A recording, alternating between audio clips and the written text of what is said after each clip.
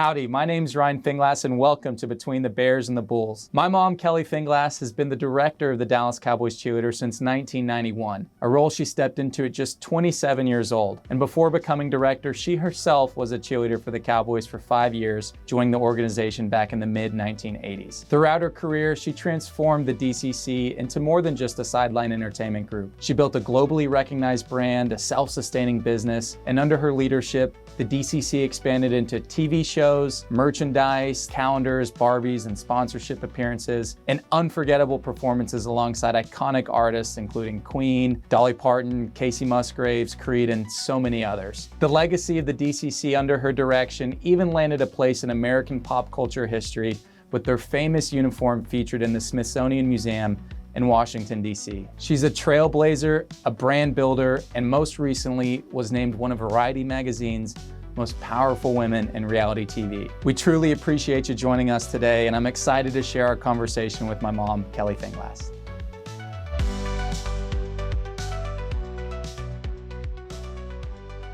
Welcome to Between the Bears and the Bulls, Mom. This is going to be so much fun today. As you know, Bears and the Bulls is our podcast that we talk about markets, the economy, and everything in between. And today, we're going to talk about pursuit of excellence.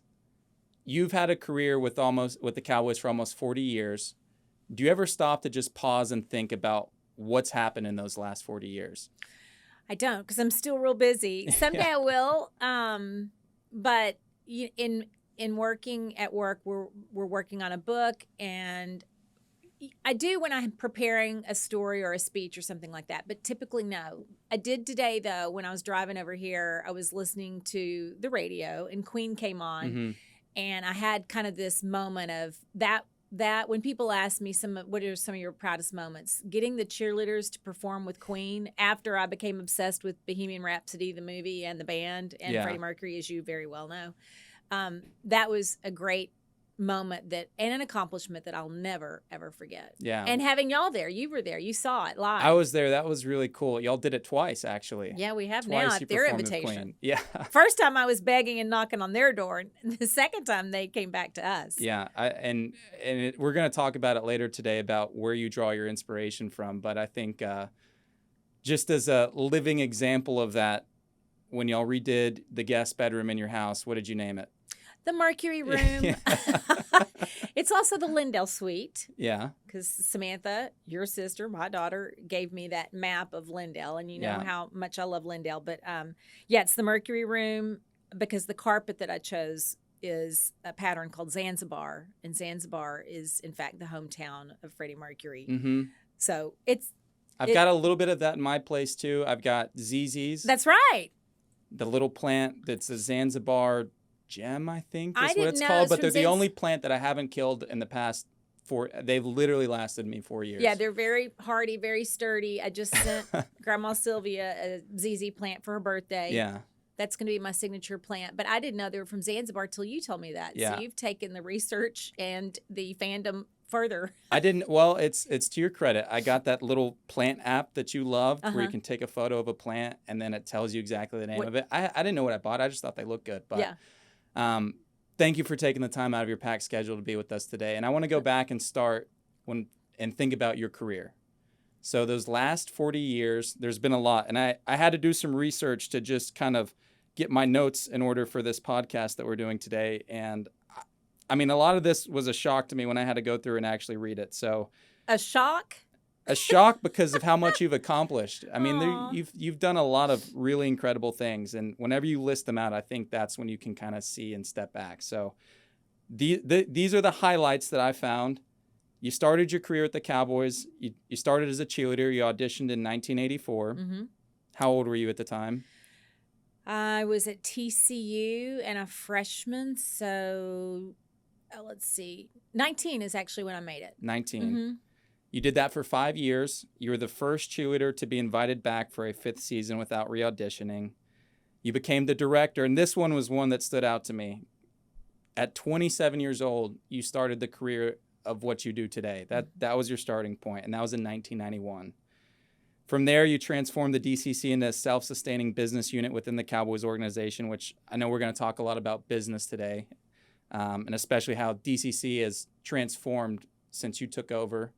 But after that, you know, y'all have done a lot of cool things. The DCC Barbie doll stood out as an iconic moment. Mm-hmm. Calendars, branded merchandise, youth camps. There's probably so many other things that I missed as well. But, you know, some of the other highlights, you led the DCC through 16 seasons of CMT's Making the Team, which was the longest running reality TV show on CMT. Executive producer on y'all's new show on Netflix, America's Sweetheart, which aired last year and was #1 in many countries when it first came out, which was incredible. Yeah, it was #1 in Australia, US, and Canada. And then it was top 10 in 41 countries. Countries sprinkled all over the world. It's funny because it still pops up. I don't know if it's because I've watched it, but when Netflix does the recommendations of which shows you should watch or you may watch, it just, whenever you scroll to it, the first visual is just a picture of you with just a straight face. Just I hate that picture. I told them, please give me a picture that I look a little more pleasant. But I think they wanted that tough coach look. Yeah. Well, after that, you were featured in last year's Variety's 30 Most Powerful Women on Reality TV, which is a cool thing to be nominated for. You've organized, we already talked about Queen, but there's been so many other performances that the cheerleaders have done that you've helped organize. I mean, the ones that stand out to me, Dolly Parton in Thanksgiving halftime last year, 2 years ago. Creed, who can forget Creed? That still comes up on my Instagram or TikTok feeds every now and then, especially around Thanksgiving.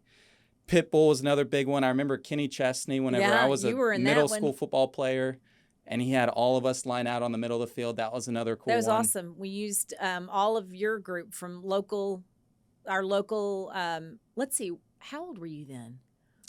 Was that I remember it was my middle school football team. It was middle school. Okay. I can't remember if it was 7th or 8th grade, but I remember it was our team. We had a couple hundred of y'all, I thought, between all the Capel kids, and y'all came streaming down those yard lines. There was enough of us. I don't know if you remember how it was organized, but I remember You came down the yard lines, straight from the sidelines. Yeah, and that was the most we ever had to pay attention to, where our feet were on a field. During the song, The Boys of Fall. Yeah. Right? That was a cool one. And outside of that, you know, USO tours around the globe. And another huge one, which I know probably ranks pretty high on your kind of bucket list things, was the uniform being inducted into the Smithsonian Museum in Washington, D.C. Mm-hmm. Y'all do a ton of visits to veteran hospitals, senior care facilities, and schools.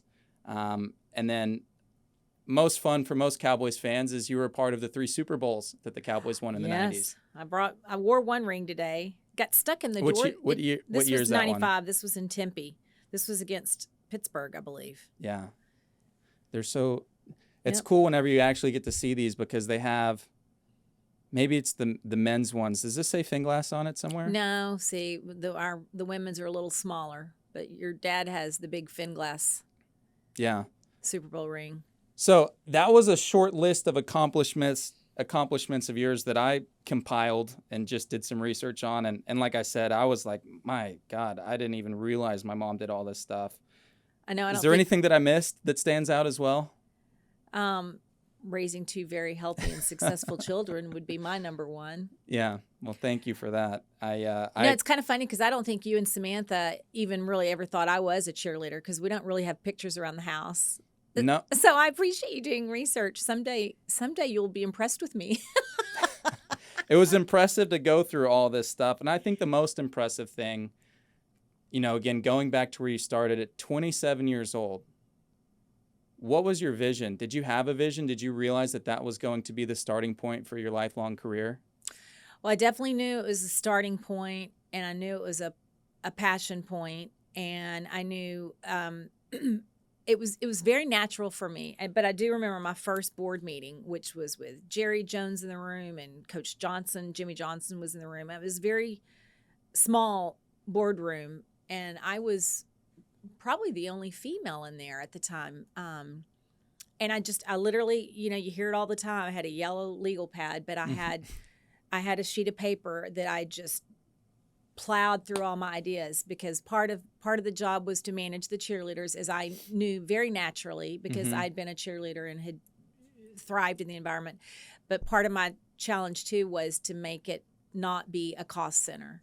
So I was like, what what types of things can we do where I can stay pure to our mission and not feel like we're selling out, but what can we do that could be business models? And cheerleaders doing appearances was automatic. Corporate appearances, Dallas Fort Worth is one of the largest convention cities in the world, actually.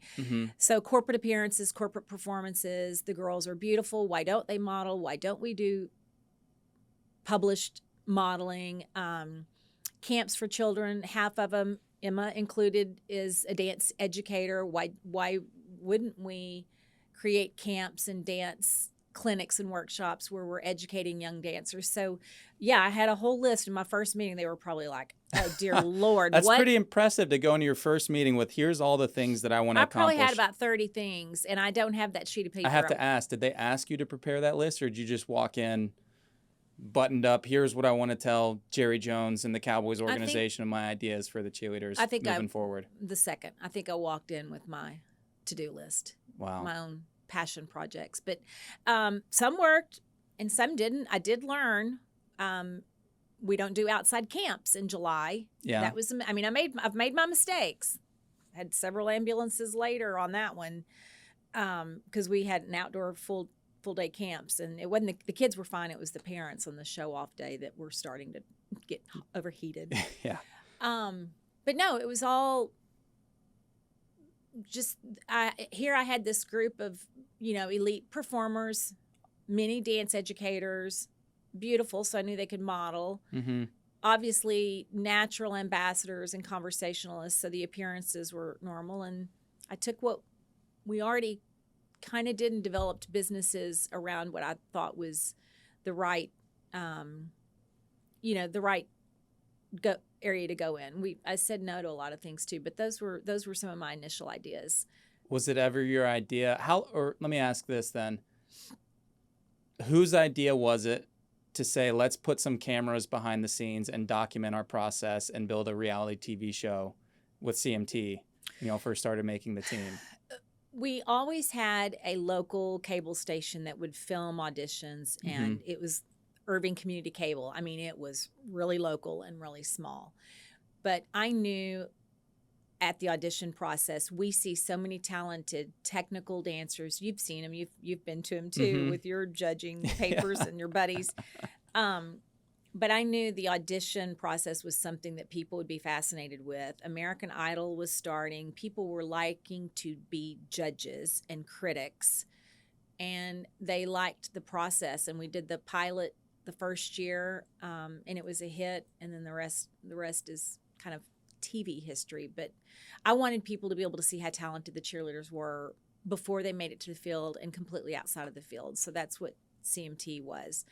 Netflix has gone a whole different kind of storytelling, and they're all about the backstories and the personal lives, achievements, struggles of the cheerleaders' personal lives, and the fans have loved that. They've really identified with humans. Well, I mean, it's also, we've talked about this, Netflix's audience is massive compared to cable TV. I mean, you talk about almost 300 million subscribers globally. And whenever that show first aired, Australia #1, Canada #1, United States #1 show on Netflix. I mean, did that change just in TV? Because that became a big part of the DCC culture and brand, I feel like, ever since, it was a known thing that if you audition for the team, it's going to be put out there as well on TV. Has that changed since y'all have been to Netflix? I mean, has the amount of eyeballs on y'all's process changed? Yeah. I was actually thinking about that this morning because our Netflix show dropped last June. So that was after the audition. It was a week after the audition, but it was after the audition. This upcoming May is the first audition we will have after season 1 of Netflix has aired. And I don't know what to expect. We open auditions May 2nd. And we'll see. I mean, I definitely have seen the power of Netflix just at airports, appearances, shows. It's everybody now is an expert on the Dallas Cowboys Cheerleaders and the key characters within that show. So it's a lot. It's kind of intimidating. Yeah. Is it more intimidating than performing in front of fans at a Super Bowl? How does that compare? I mean, I feel like that's almost like the grand performance center stage is being at the Super Bowl, and you were been at a long 3. time. Yeah. So I barely remember that. More intimidating for me. I get pressure from every performance, every pregame, every time before the girls go out of the tunnel. Mm-hmm. I have a good amount of little pressure, and so do the cheerleaders. For me personally, not a Super Bowl, not a Dallas Cowboys game, or a TV anything is more pressure on me than when I was the drum major of the Lindale High School band and was marching with that band, and every whistle I blew would be success or disaster on the field on Friday night. I think that's really cool because we, when we had Christopher on, we talked about connecting the dots from some of his piano competitions early on to his nerves of steel when it comes to placing trades, and how that kind of, you can't really connect those dots at the point in time until you look back. I mean, did you learn anything? Do you have a process? Because everybody deals with nerves, and I think that that's something you ask the athletes whenever they enter into a Super Bowl at their press conference before. Yeah, I'm nervous. Who wouldn't be nervous? But as soon as the first whistle's blown, everything, the butterflies in my stomach settle. I mean, from being from Lindale to today, you were in a lot of high intensity environments. Do you have like a process or a kind of mental kind of calming ritual that you do for yourself? Ideally, theoretically, yes. I like to go sit in the backyard and have a cup of coffee and decompress, and either listen to a devotional or even listen to nothing. But it's rare that I get that quiet time. But the quiet time is important. But I think the best thing that eliminates any nerves on my part is always feeling prepared. Yeah. If I'm prepared, and I preach this to the cheerleaders, if I'm prepared, I feel much more confident. And if I feel confident, then I know that I can perform or speak to or present to the best of my ability. So preparation for me calms me down. That might just be because I like to be organized and in control of things. What's funny about that, and we're going to talk about some of the things that you've taught me and Samantha over the years and things that we've learned from just watching you, but you've never told me that. But I think about how I deal with my own nerves and anxieties and things like that. That's exactly how I have to do it. I have to feel prepared. Yeah. I have to spend a lot of time up front preparing to feel like, okay, I can go into this. There's nothing that's going to surprise me. It's just funny that I don't know if that's translated, genetically because I'm your son, or through DNA, or how it comes across. But you've never told me that, and it's just funny to hear that because I'm like, yeah, I do the exact same thing. Really? No, that's my number one. If I feel unprepared, I am not happy. I don't like it. And you haven't seen me, but like getting ready for some opening speeches when we were filming CMT, and I was standing on the decks of our stadium and had hundreds of people and cameras everywhere, and I've never had a teleprompter, never had a script, never had a speechwriter, and I'm just winging it. Yeah. What people didn't see is before that, I would be in the bathroom. Did you ever see me with sticky notes? Oh, kind of storyboarded all over. Yeah. I do sticky notes too, all the time. My computer screen, I don't know if you saw them this morning, but I've got sticky notes everywhere. Yeah. I think if you can organize your thoughts and contain them, then the stories will flow. The storytelling's never been hard for me, but just feeling prepared is my secret weapon. Yeah. And I think, I want to talk a little bit too about leadership and business excellence, and being prepared is obviously a recipe for success when it comes to business. You have to be prepared. You have to know what you're talking about. But, one thing that watching from afar, watching your process, watching how you lead the DCC, you set very, very high standards for everybody in your organization. Do you have maybe a way you like to think about your leadership style? Is there something that is a definable characteristic of how you consider yourself as a leader? I hope I'm a motivator and an inspirer. I know people sometimes think I'm intimidating and this and that, but at my core, that's not who I am. I love to develop talent. I love to see kind of a diamond in the rough that I know has great potential. And I guess that's about as much as I have to say on that because I lost my train of thought. What was your Well, let me ask you this then too. Passion. Yeah. And no, let's read. You're getting into the P's. I know about the P's. I know. But remind me. So what are your P's? The cheerleaders told me several years ago that when I start preaching, all of my words are P's. So as a performer, it's power and projection and personality. And then as kind of a professional, like we talked about, being prepared, being persistent, being present, being poised. And I never realized that my whole vocabulary starts with the letter P. Were P's until I've started writing it out. And now I have signs in the studio, and it just kind of is what it is. So perspective is another one. The girls have gotten a lot of sermons out of our backyard. Yeah. How do you, because I think also for a lot of people, some people don't realize the fact that the cheerleaders, a large majority of them also have full-time jobs outside of just being a performer on the sidelines on Sundays at game day. Mm-hmm. And I've got to imagine, that's a tough, delicate balance between, most people have to balance their work life and their personal life. The cheerleaders are balancing their work life, their career life, their cheerleader life, and their personal life. How do you keep, it can't be easy for a lot of the girls to at least learn how to manage that time. What do you tell them? How do you motivate them to stay inspired? Well, Ryan, I've seen this in you. You have people that are high achievers, and I don't want to say they're not, but these women, they don't make our team without already having some great habits. They're all high achieving. Many of them have danced at their high schools and colleges and been on successful dance teams from all over the country, and they are rabid time managers. They really are. Yeah. It's so funny because every year when I interview them, somehow we'll get off on talking about what's your tool of organization, and some are paper, some are their pads, this app, that app. But it's really funny. That's something we should explore, is what are the time management tools of Dallas Cowboys cheerleaders. That'd be fun. Because you're right.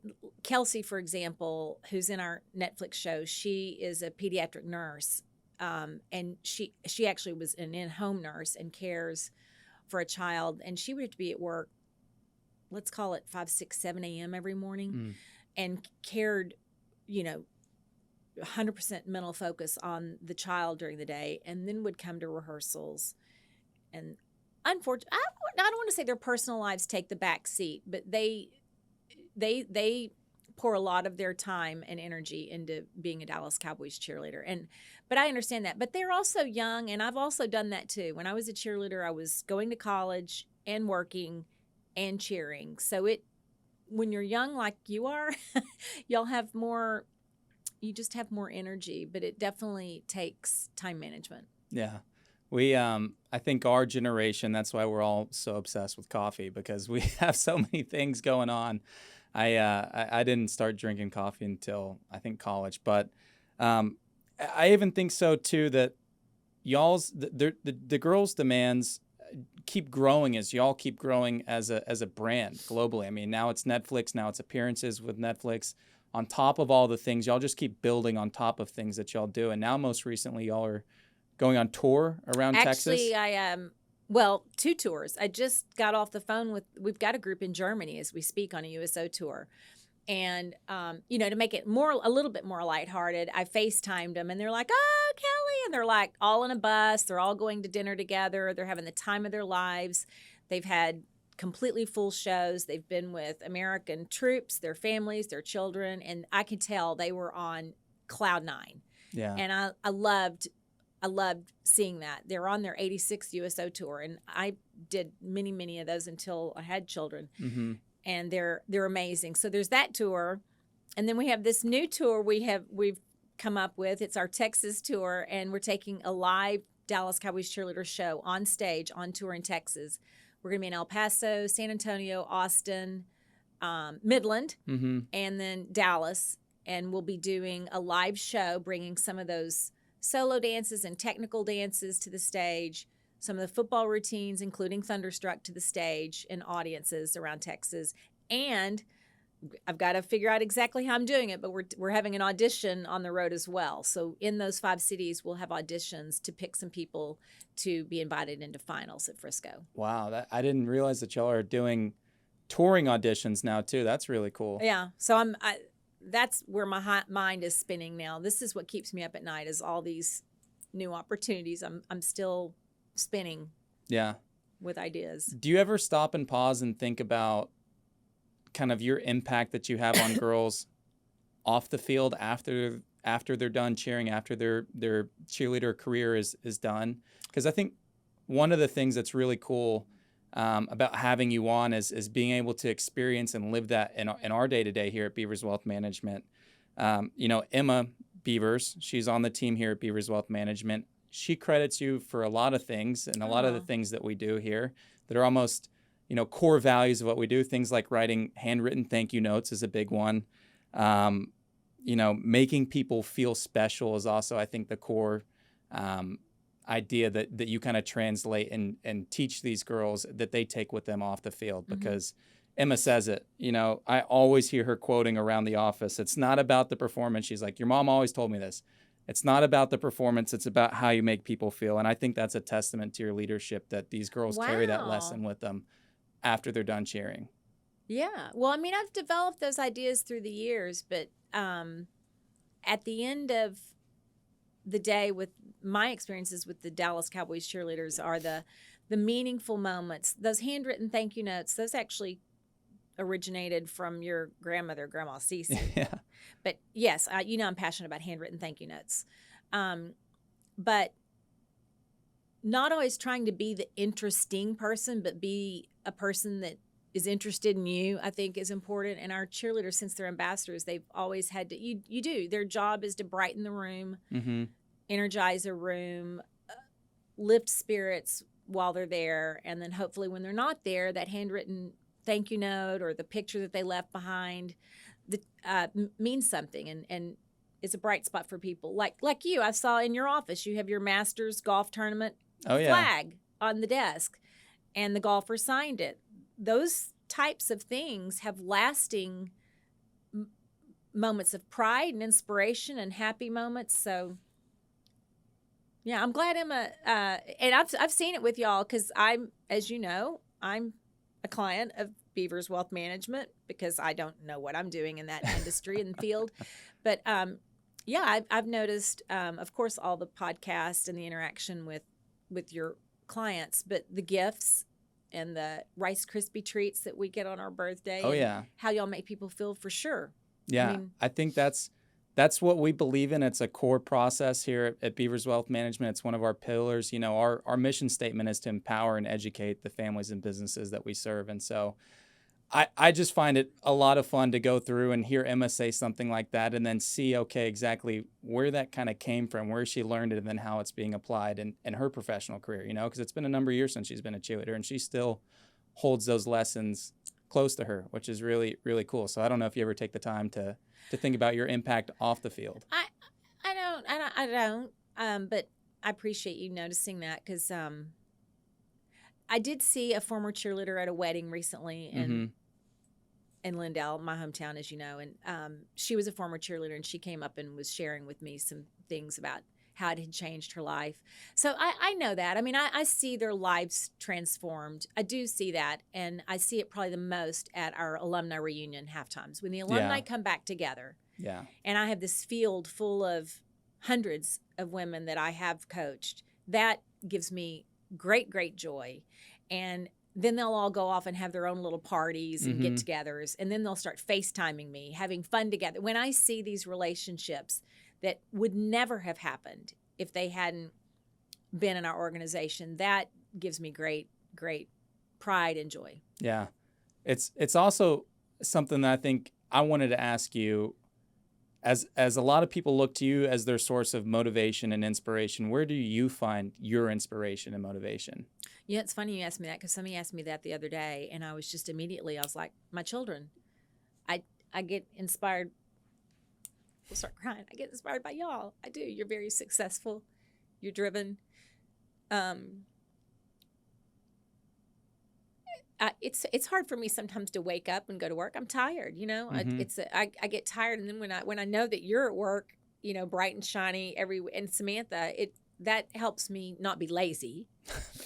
Our artistic inspiration, I've gotten from everybody from Dolly Parton to Queen and TV and film. I'm a huge TV and film person. And so I can be in a movie and I hear a song or I get an idea. I get a lot of inspiration out of music, and I get a lot of inspiration out of nature. Like I'm working on the backyard and the flowers and the weeds and the blooms and what it takes to water your yard every day and watch it very carefully. I was thinking about you today in the market. Like taking care of your yard's like taking care of your finances. You've got to be patient, but you got to be on top of those weeds every day. Yeah. And oh my God, here comes the ants and here comes a mole. And I was thinking about you, like how to navigate the markets like this yard. And then all of a sudden, if you prune something, you all of a sudden see new things. And we may have to use that for a beaver nugget, because that's a great analogy for building wealth, planting the seed, watering it, seeing it grow over time steadily. And if you don't pay attention to it, it may whittle away. But if you do and are consistent, then your tree's going to grow as tall as you want it to go. So that's a good analogy. We may have to see. That's why we bring you on, because you give us good ideas. I think I'm good at ideas. Yeah.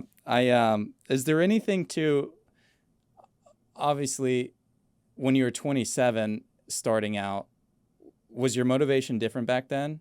Was your inspiration different? Because I think over time it's obviously changed. But yeah, I think so. I mean, I was fearless back then. Yeah. I was young and single and at the beginning of a career that felt so natural to me. Mm-hmm. You mentioned about Christopher and the piano. I didn't realize, but in hindsight now when I can look back, for sure, my experience with the Lindale High School Band and my inspiring educator, Mr. Almany, my band director, for sure had an impact on my career today. The discipline, and I know it's going to sound like I'm a band nerd, so guilty.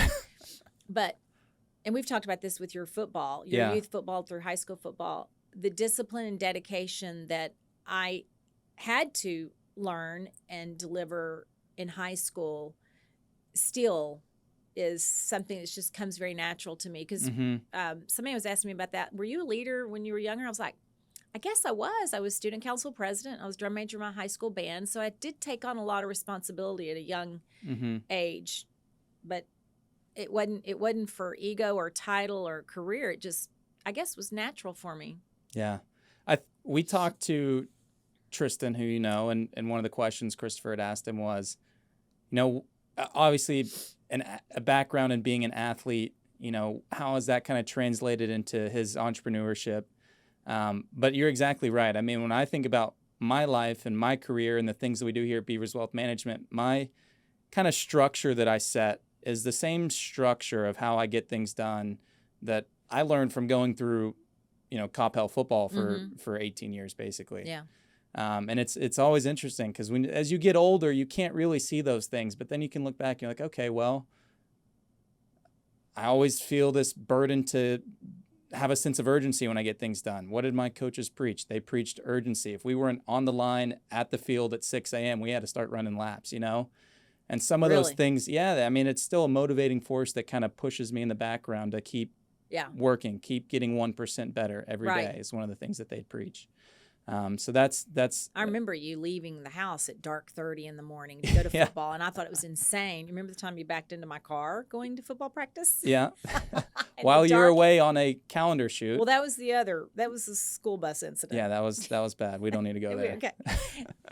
One time you backed into my car because it was raining, it was dark, and you were racing out to football practice, and I was so nervous for you to get to football practice. I'm like, don't worry about it. Don't worry about the car. Go, go, go. But yeah, great educators can create great habits in kids that can last a lifetime, hopefully. Yeah. Do you ever think about, and I wanted to ask you this because I've never gotten the chance to ask you this, Kelli as mom versus Kelli as the director. Are those two separate things or are those one thing? They're becoming more one. So back to your first question. When I was an early director, I was kind of ruthless and I was tough. After I had... Which definitely, there's some overlap because you were tough on Samantha and I. You think? Oh, yeah. I can tell you, Samantha will attest to this. Aha If moment. I ever got in trouble growing up, I was a lot. I knew I could reason with Dad. With you, if I broke any rule, I knew I was already in trouble. I was a lot more scared to tell you that I did something bad than to tell Dad. Really? Oh, yeah. I mean, that doesn't surprise me because Dad's a pushover. But yeah, to answer your question, I started, and actually you're a big part of this, my evolution, but I think I started once I had children, and especially once I saw you all trying out for things, I realized my role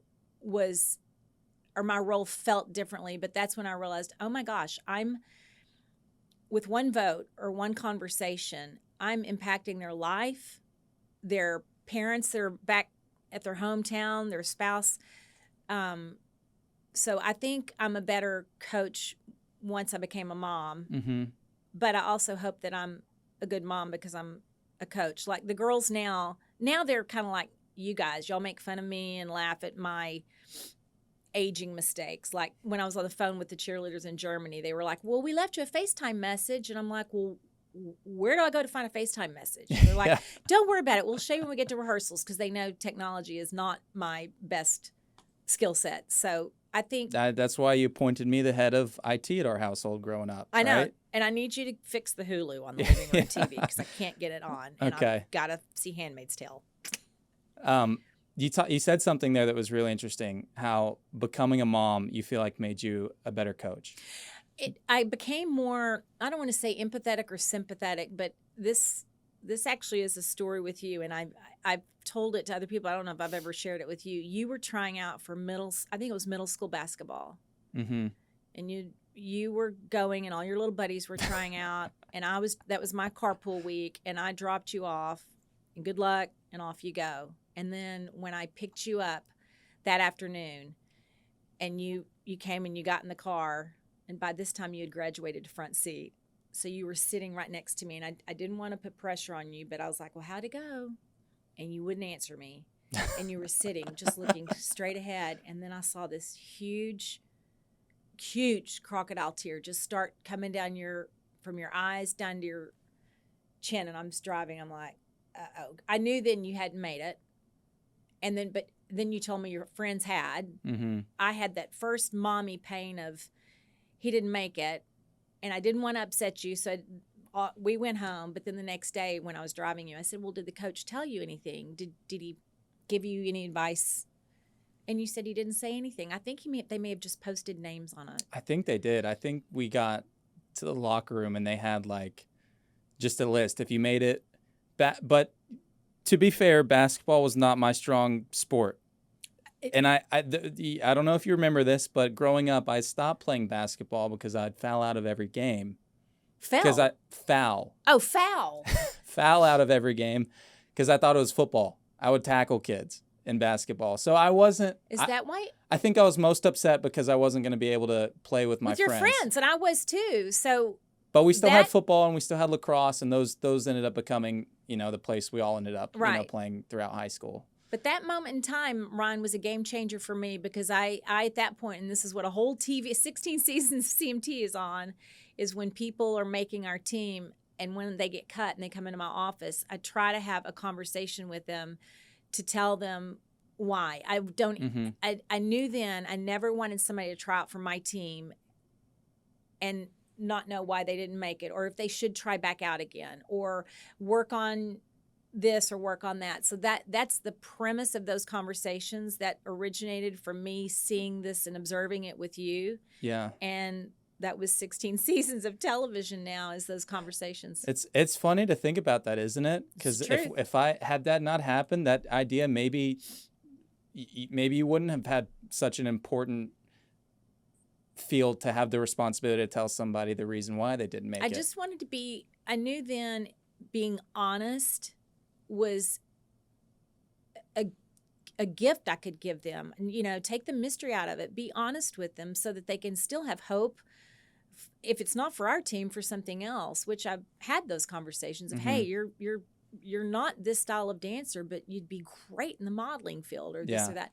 But yeah, it started with your basketball incident. Okay, I'm going to flip this around now because I want you to find one thing that you talked about how being a mom made you a better coach, but how has being the director of the cheerleaders made you a better mom? I just am around young people all the time. I feel like I'm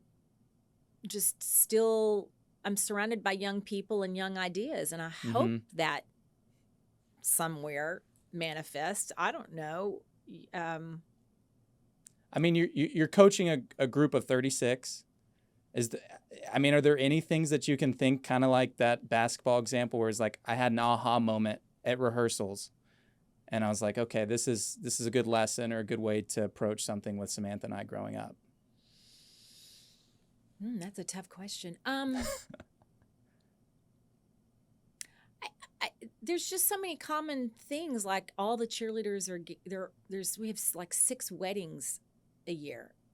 Well, this is actually, and I didn't have, when somebody wasn't available or the schedules because of weddings, I was not sympathetic to that until Samantha's planning a wedding. And then I realized, holy cow, the whole family's invested in this wedding. Same with college graduations. Used to, if you need to miss for a college graduation, you're going to miss your college graduation to be at our rehearsals. And they did.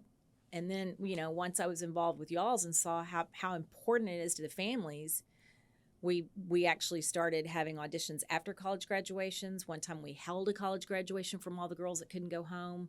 We've given them a permission to miss practice one night if they're walking the stage, because as a mom, I knew how important that was to see your kids walk the stage. Yeah, I knew that was going to be a tough question, and I cheated a little bit because I had time to prepare for this. I spent some time thinking about that one, and I can tell you a couple things that I can say that your job of being a coach and a leader of 36 very talented women, and you talked about one of these earlier. You taught Samantha and I, and I don't know if you may have still taught us these things, but I think they're just more obvious whenever, I kind of sit back and look at your career. But one is valuing your time. I think that's a big lesson that you've taught Samantha and I. And as I've gotten older, it's become more obvious, because as a kid, it's just felt normal that, okay, I wake up, I go to school, I come home around 4. At the same time I get home is when you're getting ready to leave to go to auditions or rehearsals or practice, whatever it may be. And, as a kid, you don't realize, okay, my mom doesn't have a whole lot of time to spend at home with us unless y'all are off or have, it's off season or something like that. But as I've gotten older and I just listen more carefully to the way you talk about things and the way that you approach things, and more importantly, when you get most upset with Samantha and I, it's because we kind of break that valuing your time. If you dedicated and spent, say I wanted to come out to Fort Worth to come hang out with Samantha and I took the time out of my day to come do this, I understand how important that is to you. So that's one.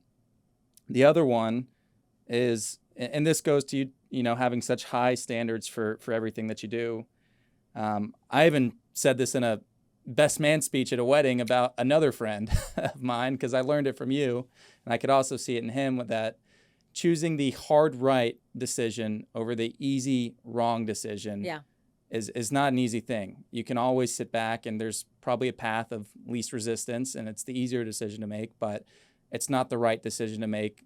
More times than not, the harder one is probably the right decision to make. And I think integrity and being able to kind of view or process a problem like that and just sit back and say, okay, what's the right way to do this? Even if it's harder, just have the courage to take the harder route, because it's going to be better. So those are 2 things that I could think about that you draw from being a coach that you've taught Samantha and I.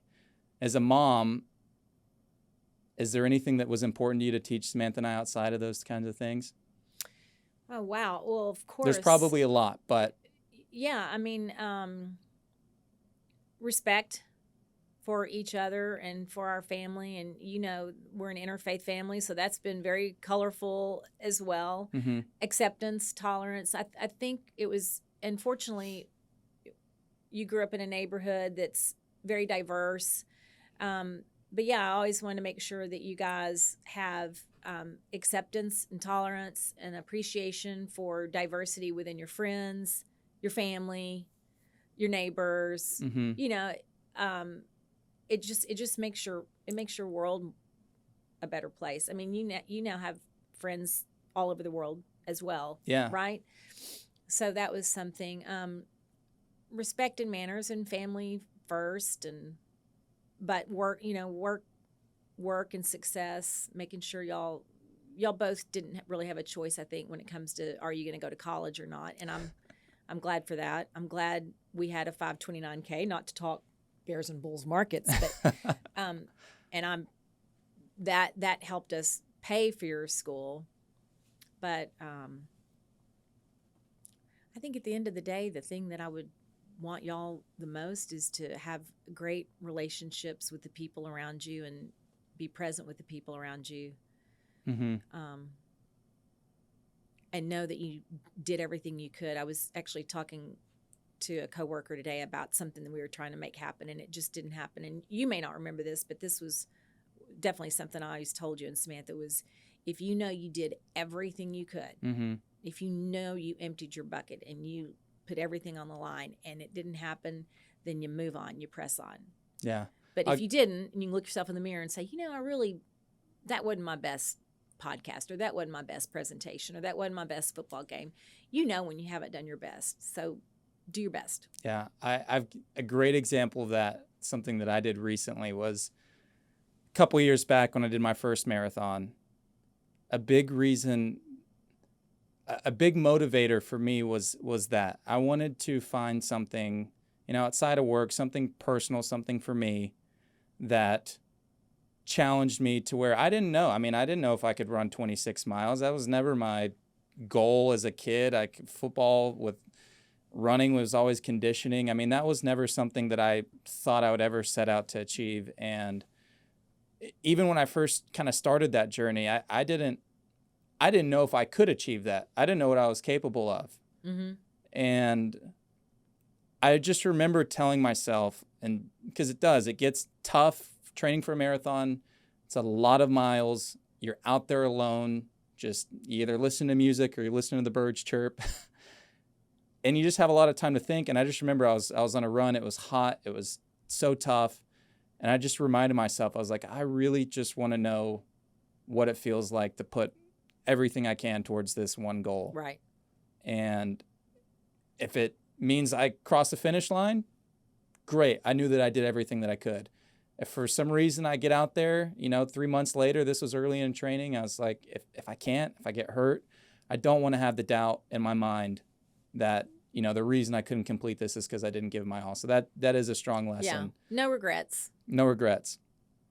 Is there anything you think people would be surprised to learn about you? Something outside of DCC, outside of the Cowboys, outside of your professional career, that's something that you do just for you? Going to movies. I don't think people would realize she goes to the movies all the time by herself and doesn't care. And the answer is yes, because movies are my escape. And I love the creative process with film. So if you're a self-proclaimed movie critic, everyone has a list. What is your top 5 favorite movies of all time? Not in any order. Okay. The Color Purple was always one that was strong for me. Steel Magnolias. So those are chick flicks. Of course, I loved Bohemian Rhapsody for the musicology of everything. A Few Good Men with Jack Nicholson and Tom Cruise. Dumb and Dumber for humor. Best in Show about the dog shows. And that's 5, isn't it? Right off the top. Yeah. Best in Show is one of your top 5 all time? Yeah. Really? Yes. Wow. I love Christopher Guest and his humor. I mean, he's got more. He's got Waiting for Guffman. Yeah. That was a lot of fun. I just looked back through photos the other day whenever we went earlier this year to go to the actual Westminster Kennel Club show in New York, which was a lot of fun. But, Mom, thank you again for taking the time today. I know we covered a lot. We talked a lot about your professional career. We talked a lot about business and leadership. We also covered, I think, again, one of the cool things and one of the reasons we wanted to bring you on is because your inspiration as a leader that you kind of, inspire others to take with them off the field. I mean, we're an example of that, right? A lot of the things we do here at Beavers Wealth Management, like we talked, my football coaches, they still have that kind of force that guides me. your impact on a lot of the girls that you've coached. I mean, Emma's an example. It's helped kind of set a process for us, the way that we think and how we truly want to serve our clients. It's all about making people feel special. And so you said it. I was going to leave this at the end, but you kind of touched on it at the very beginning when we went through that list of your accomplishments. And as I was going through that, I was trying to think, okay, which one stands out to me? Which one do I think is the greatest accomplishment that my mom has had? And I think it's exactly what we talked about today. I think your greatest accomplishment in your entire career is outside DCC. It's outside being just a coach. It's the fact that everybody around you, Samantha, myself, our family, you make everybody feel valued and important. I think that's your greatest accomplishment. So thank you for taking the time today, Mom. This was a lot of fun. We're probably going to have to do a part 2 where we can talk all about stocks and markets and pick your brain on your investment expertise. But I'm trusting y'all with that. Yeah, this was a lot of fun. Thanks for coming on today, Mom. My pleasure, my honor. It's awesome.